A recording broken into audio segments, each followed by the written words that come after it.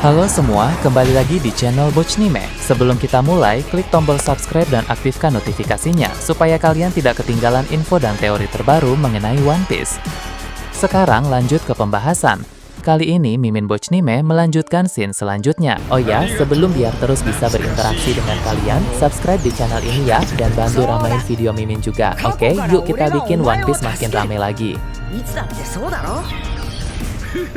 Melanjutkan pembahasan sebelumnya, kali ini cerita memperlihatkan area tengah Pulau Hachinosu, tempat Shanks dan Blackbeard masih bertarung dengan sengit. Sebelumnya mereka sempat saling serang menggunakan jurus kuat dan masing-masing dari mereka terkena sedikit dampak serangan. Shanks mencapkan pedangnya ke tanah, lalu mengalirkan haus Shokuhaki yang besar sehingga terjadi ledakan haki dari bawah ke atas yang membuat Blackbeard langsung terpental ke udara. Blackbeard sempat melindungi tubuhnya dengan kegelapan yang dia minum, namun kegelapan itu tidak bisa menahan seluruh ledakan haus Shokuhaki Shanks sehingga sebagian dari ledakan haus Shokuhaki Shanks tetap terkena di tubuh Blackbeard dan membuat dia merasa sangat kesakitan. Namun berhubung Blackbeard memiliki daya tahan tubuh kuat, bahkan memiliki 3 jantung, di tengah rasa sakit itu pun, dia sempat melancarkan serangan balasan ke arah Shanks menggunakan Gura-Gura no Mi. Shanks sebenarnya bisa saja membaca sedikit masa depan dengan Kenbun Shokuhaki tingkat tinggi miliknya. Namun karena tadi Shanks memfokuskan haus Shokuhaki besar pada pedangnya untuk menciptakan ledakan haki, dia tidak sempat memfokuskan Kenbun Shokuhakinya untuk membaca sekilas masa depan sehingga belum bisa memprediksi serangan balasan dari Blackbeard itu. Untungnya Shanks punya gerakan dan refleksi yang cepat sehingga dia langsung bertindak dengan cerdas. Dia tahu pedangnya masih menancap di tanah sehingga dia tidak akan bisa menahan serangan Blackbeard dengan tangan kosong. Dia pun segera pergi menghindar keluar dari jangkauan serangan Blackbeard, tapi karena pukulan Gura-Gura no Mi memiliki jangkauan yang sangat luas, sedikit dampak serangannya tetap mengenai Shanks sehingga dia cukup terluka. Jadi di sini kedua belah pihak mengalami luka dari dampak serangan masing-masing. Meski memang kelihatannya Blackbeard lebih merasa kesakitan karena ledakan haus Shokuhaki besar itu tidak hanya menyakiti fisik luarnya saja, tapi organ-organ dalam pun akan merasakan sakit. Bisa kita lihat dulu, Ryokugyo yang diserang oleh haus Shokuhaki Shanks dari jarak jauh saja langsung kesakitan dan wujud monster pohonnya non-aktif. Apalagi di sini, Blackbeard yang terkena ledakan haus Shokuhaki Shanks dari jarak yang cukup dekat, tentu rasa sakitnya berkali-kali lipat lebih parah. Blackbeard yang tadi terpental dan jatuh ke tanah pun mulai bangkit lagi. Dia berkata, untung saja Shanks langsung berhadapan dengan dirinya di tengah pulau Hachinosu ini. Jika saja Shanks menyerang Komandan Titan dengan ledakan haki seperti itu, para Komandan Titan itu pasti akan langsung tumbang. Bahkan orang sekuat Kuzan pun sepertinya akan tumbang jika terkena ledakan haki seperti itu dari jarak dekat. Di sisi lain, Shanks pun mulai berjalan lagi untuk mengambil pedangnya yang tadi masih menancap di tanah. Nah, setelah memegang pedang itu, Shanks mulai mengaktifkan lagi kemampuan Grippon di pedang itu. Untuk mengingatkan kembali, pedang Grippon milik Shanks ini menyimpan banyak cadangan haki. Bukan hanya cadangan haki milik Shanks saja, tapi orang-orang yang sudah dikalahkan oleh tebasan pedang ini juga, hakinya telah diserap ke dalam pedang tersebut. Contohnya Eustace Kid yang beberapa waktu lalu dikalahkan oleh Shanks dengan sekali tebas. Dia tidak hanya tumbang saja, tapi hakinya pun diserap dalam jumlah banyak oleh pedang itu. Karena itulah terlihat tidak berdaya dan tidak bisa bangkit lagi, karena memang seluruh haki yang ada di dalam tubuhnya diserap oleh pedang Grippon milik Shanks itu. Haki Eustace Kid yang diserap oleh pedang itu pun menjadi cadangan haki yang bisa digunakan oleh Shanks di saat-saat tertentu. Di sini Shanks pun menggunakan cadangan haki yang ada pada pedangnya itu supaya kondisi Shanks mulai menjadi membaik, tenaganya mulai meningkat lagi, dan bahkan luka dari serangan Blackbeard pun sembuh dengan cepat. Dari kapasitasnya dengan haki yang Shanks keluarkan dari pedang Grippon itu, sepertinya itu bukan hanya haki yang diserap dari Eustace Kid saja, tapi dari musuh-musuh lain juga yang sudah pernah Shanks kalahkan dulu. Salah satunya tentu adalah Loki, karena 6 tahun yang lalu Shanks memang pernah mengalahkan Loki dan membuat Loki dirantai di dunia bawah Elbaf. Setelah Shanks mengalahkannya, dia juga pasti menyerap sebagian besar haki milik Loki. Tentu raksasa kuat seperti Loki memiliki kapasitas haki yang sangat besar. Karena itulah cadangan haki yang ada pada pedang Grippon itu terbilang sangat banyak. Sebab itu adalah akumulasi dari semua musuh-musuh yang pernah dikalahkan oleh Shanks dulu. Semakin banyak musuh-musuh yang dikalahkan oleh Shanks, maka haki yang tersimpan di dalam pedang Grippon itu pun kapasitasnya akan menjadi semakin banyak. Setelah mengisi haki dari pedang itu pun, kondisi tubuh Shanks pun kembali cukup prima. Nah, Shanks tidak menggunakan seluruh cadangan haki yang ada pada pedang itu untuk sekali pakai saja. Dia menyerap haki di pedang itu hanya sekitar 20% saja. Shanks tahu bahwa pertempuran masih akan sangat panjang, jadi dia tidak boleh menggunakan cadangan haki di dalam pedang itu dalam jumlah banyak sekaligus. Dia masih harus menyimpannya untuk hal-hal genting yang akan terjadi nanti. Di saat yang bersamaan,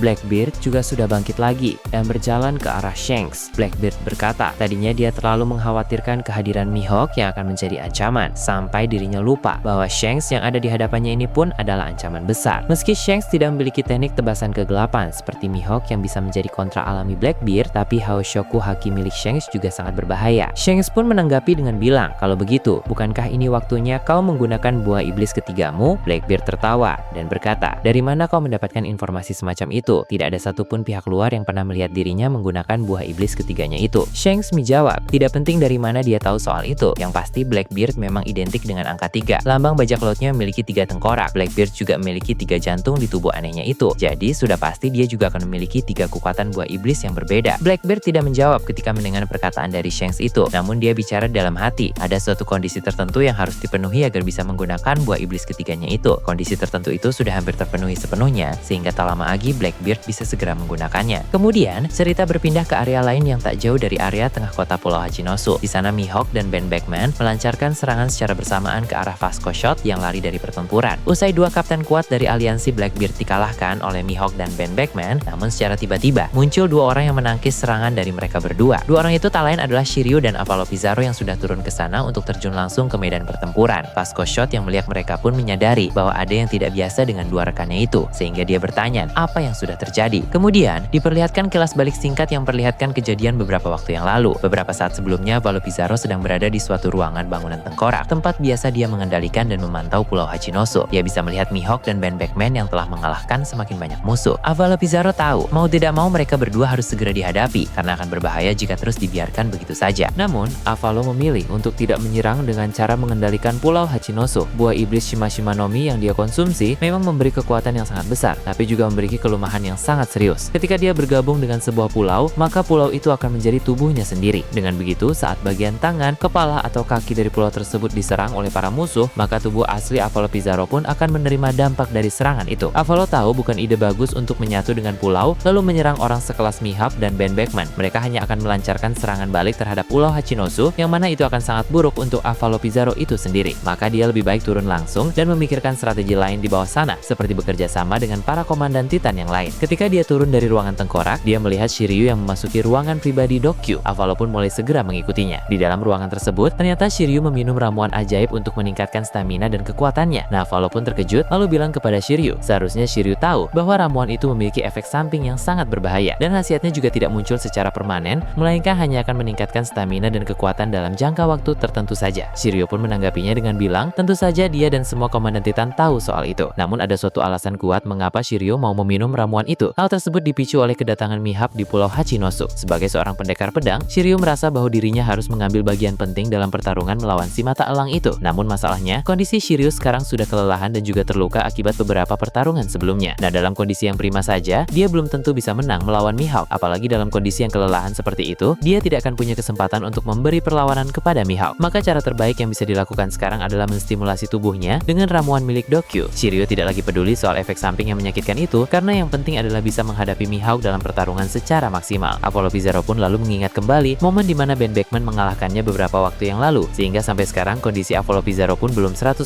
pulih. Dia juga terdorong melihat aksi dari Shiryu itu, sehingga dia melakukan hal yang sama juga. Tanpa memikirkan efek samping, Avalo Pizarro pun ikut meminum ramuan ciptaan Dokyu. Kilas balik pun berakhir dan cerita kembali memperlihatkan Shiryu dan Avalo Pizarro bersama Vasco Shot di area tempat Mihawk dan Ben Beckman sedang berada saat ini. Di area tersebut juga masih ada cukup banyak aliansi Blackbeard dan para kru biasa. Kekuatan mereka semua relatif lemah, tapi jumlahnya cukup merepotkan. Mihawk dan Ben Beckman pun secara bersamaan melepaskan serangan Haoshoku haki besar milik mereka masing-masing, sehingga perpaduan serangan haki mereka membuat para aliansi dan kru biasa Blackbeard itu ada yang tumbang, ada yang terlempar, dan ada pula yang masih bertahan tapi sangat kesulitan sehingga memilih untuk mundur. Dengan begitu, maka di area itu tinggal tersisa Shiryu, Avalo Pizarro, dan Vasco Shot saja yang berhadapan dengan Mihawk dan juga Ben Beckman. Melihat kondisi Shiryu dan Avalo Pizarro sekarang tampak sangat prima, membuat Ben Beckman menyadari bahwa mereka telah mengonsumsi ramuan misterius juga seperti para aliansi Blackbeard tadi. Ben Beckman meminta Mihawk untuk bertarung dengan lebih hati-hati, tapi kemudian Ben Beckman juga menambahkan bahwa rasanya tidak perlu memperingatkan Mihawk soal hal seperti itu, sebab Mihawk dengan ketajaman mata elangnya selalu tahu apa yang harus dilakukan dalam segala pertarungan. Mereka berdua pun mengambil ancang-ancang untuk bertarung dengan lebih serius dibanding saat menghadapi para aliansi tadi, sebab ini adalah pertarungan dalam level yang berbeda. Beralih ke kapal Cross Guild, di sana ada pertarungan antara juru mudi organisasi itu melawan salah satu kapten dari aliansi Blackbeard yang memiliki bounty 700 juta berry. Mereka berdua pun saling serang dengan berbagai teknik masing-masing, di mana keduanya memiliki Busho Shoku Haki dan skill bertarung yang sangat baik. Dengan begitu, pertarungan di sana berjalan dengan cukup sengit. Ya, tapi jurumudi dari Cross Guild itu tampak bisa sedikit lebih unggul dari gerakan serangan, teknik berpedang, dan juga kualitas hakinya. Si jurumudi Cross Guild ini terlihat seperti petarung yang sudah sangat berpengalaman. Sepertinya menjadi jurumudi hanyalah pekerjaan sampingan saja, sedangkan pekerjaan yang sebenarnya memang adalah seorang petarung yang tangguh. Namun meski dia kuat, tapi masih belum masuk dalam jajaran top fighter. Karena harusnya jika dia seorang top fighter, dia bisa langsung mengalahkan bajak laut dengan bounty 700 juta berry itu dengan lebih cepat. Namun di sini dia melawannya dalam waktu yang cukup lama. Dia hanya tampak sedikit lebih unggul. Di area yang berbeda ada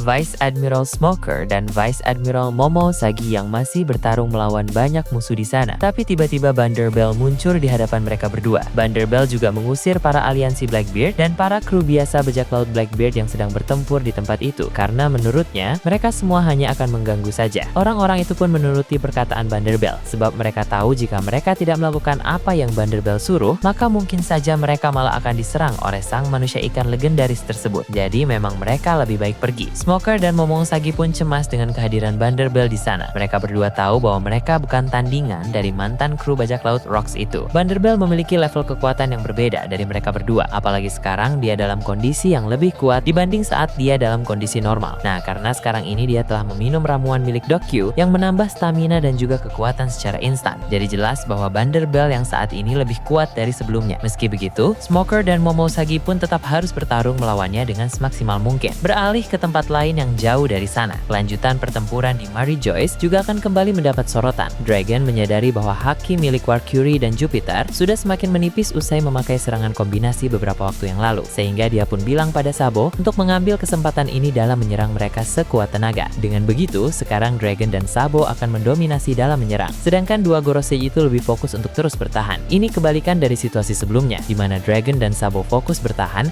ketika Valkyrie dan Jupiter banyak menyerang. Nah, bagaimana menurut kalian terkait ini? Nah, itu tadi berbagai hal menarik pada pembahasan channel Bochnime kali ini. Menurut kalian bagaimana? Silahkan tulis di kolom komentar di bawah. Oke, segitu saja untuk pembahasan kali ini. Jangan lupa like, share, dan subscribe untuk video menarik selanjutnya. Peaceful World!